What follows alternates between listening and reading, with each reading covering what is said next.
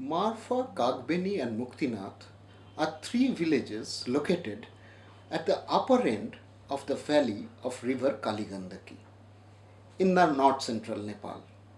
Though they are geographically located in close proximity, but they have distinct characteristics in construction of houses, layout of their villages, as well as in the living and food habits of the people. This strongly suggests that these people have different ethnic origin. That makes a study of these three villages of Nepal extremely interesting. Jomsom can be reached by road in 10 hours from Pokhara as well as by air in half an hour. Marpha is located only about 15 kilometers away from Jomsom. Pokhara is a popular tourist place with a charming lake at the center and a spectacular panoramic view of the snow range on the north.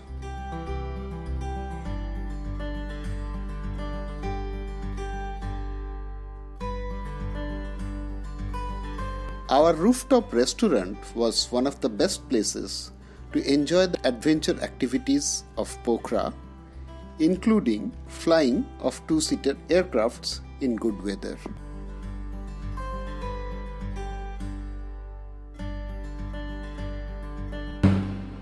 I had been to the Annapurna sanctuary as a trekker.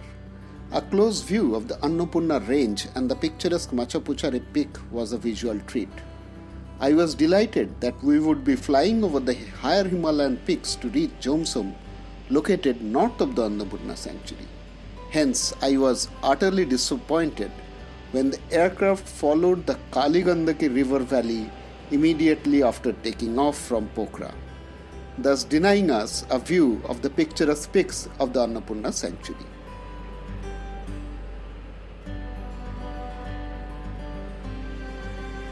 Jomsom is a small airstrip in the Great Himalayan range, only half an hour by flight from Pokhara. A close view of the picturesque Nilgiri peak from there is spectacular. It's a delight to watch the sunset and the sunrise from there. Late evening and early morning golden sunlight falling on the Nilgiri peak is a delight to a photographer and a Himalayan trekker.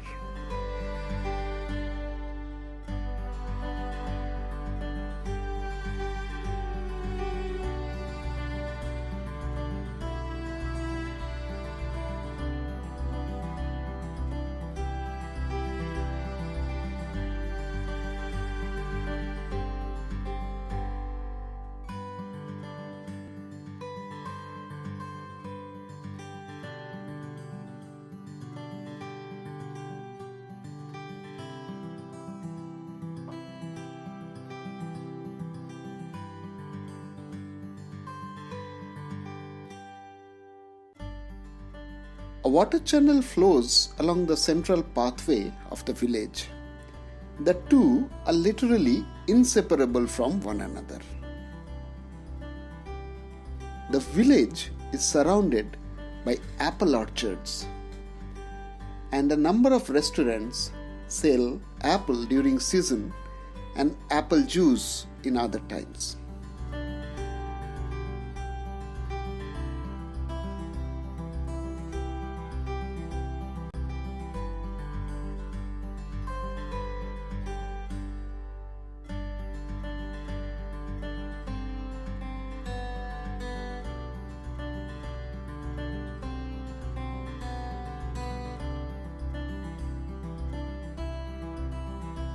Marpha is a Thakali village who are known for their cooking skills.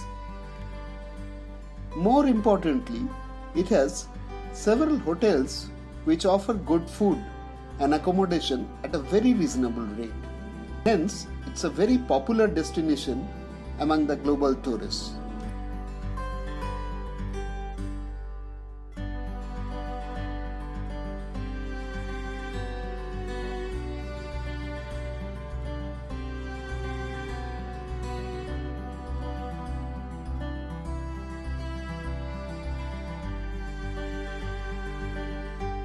Marpha has a very clean look and is spread over a large area at the foot of a Himalayan range.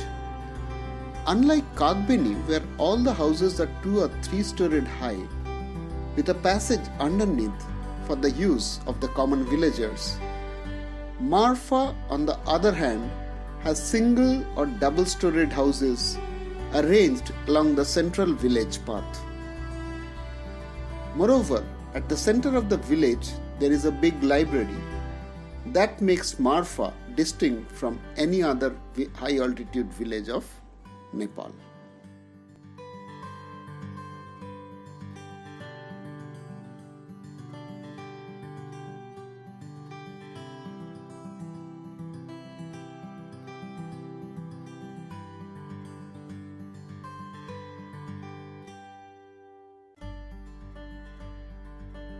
A monastery is located at the highest point of the village, and a very prominent shrine high on the mountain surface is visible from every corner of the village.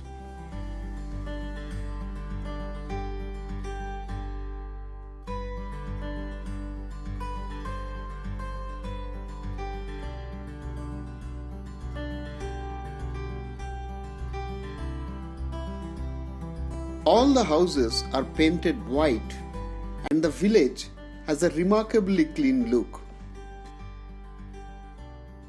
Marpha, thus, in many ways is distinct from the Kagbeni village located not very far and on the same river valley. Both Muktinath and Marpha are situated on the path of the Round Annapurna route, which is a popular trek route amongst the global trekkers. A magnificent view of the Great Himalayan range can be seen from this route. The clean disposition of the village makes it a favorite destination for the global trekkers. Many other trek routes, including that of the Dhaulagiri, originates from this village. We decided to descend from Jomsom to Pokhara by road. I have had the rare privilege of exploring major parts of the Himalayas from its extreme eastern end to its western end within the territory of India. I also have a fairly good idea about the entire Nepal portion of the Himalayas. It can easily be said that the road journey from Jomsom to Pokhara is one of the best among the high altitude road journeys. I wish I had an idea about the immense natural beauty of the region beforehand, so that we could have arranged the journey in a much better manner.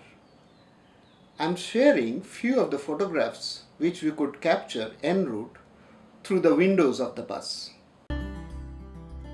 The route follows the descending course of the river Kaligandaki, which creates the deepest gorge of the world here.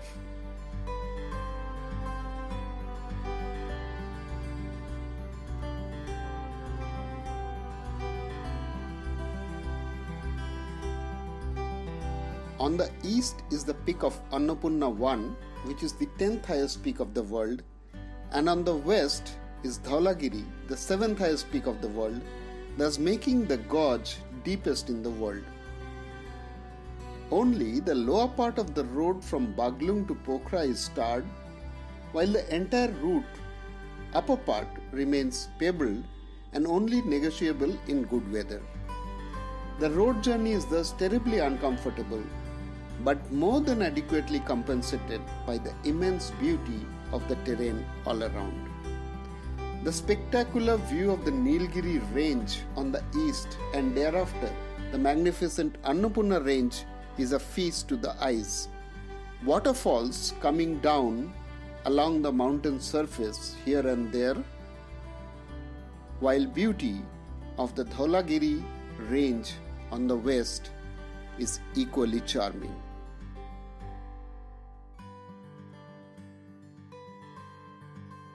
There was an idyllic village with its unique ethnic identity en route near a checkpost.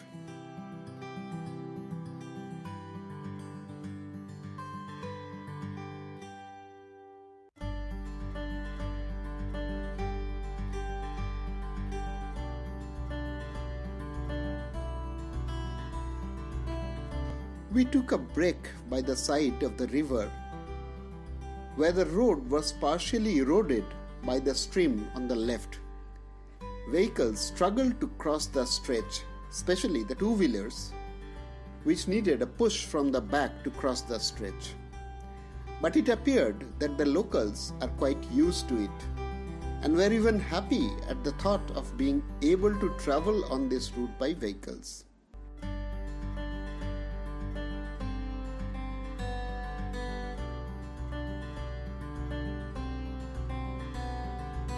I was surprised to notice the physical features of some people.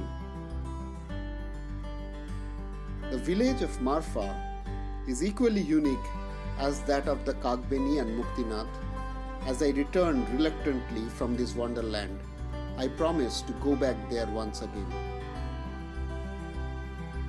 It was wonderful to relax on the lakeside of Pokhara after such a hectic trip to one of the most interesting regions of the Himalayas.